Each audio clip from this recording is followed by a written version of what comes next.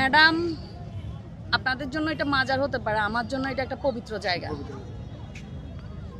আমি আসলে ফেনী জেলার মেয়ে, আমি ফেনী জেলা মহিলা দলের সাংগঠনিক সম্পাদক। ম্যাডাম আমাদের জেলার মেয়ে, আমাদের গর্ব। আমরা ফেনীর মানুষগুলো সবসময় ওনাকে আমাদের মায়ের মতো দেখে বড় হয়েছি।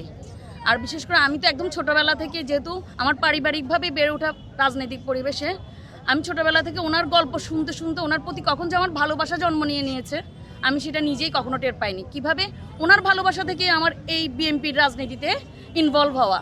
তো উনি আমাদের জন্য মা, ওনার জন্য বিশেষ করে শহীদ প্রেসিডেন্ট জিয়াউর রহমানের আদর্শই আমাদের জন্য মানে রেখে যাওয়া অমূল্য সম্পদ। সে জায়গায় এখন বেগম খালেদা জিয়া এই যে শত্রুতা না, শত্রুর সাথেও উনি কি করতো সবসময় সমঝোতা, একদম আপোষে সুন্দরের মধ্যে সবার সাথে যেভাবে ওনার যে আদর্শ, ওনার ওই আদর্শটা আমরা সবসময় ফলো করতে চাই।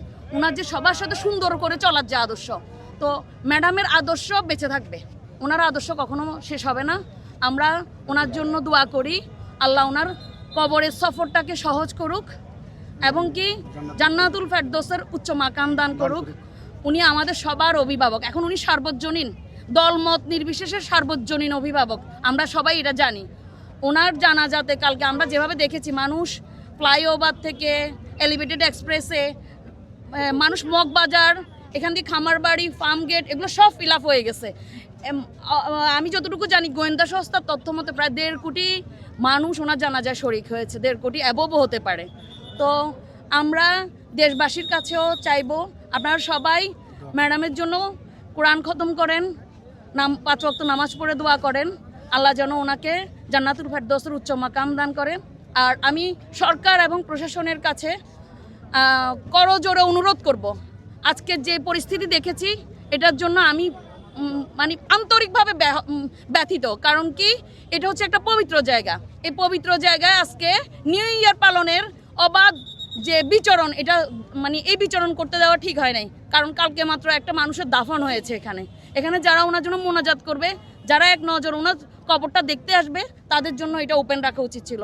সেটা না করে অবাধে খুলে দিয়েছে, কোনো নজরদারিটা দেয় নাই।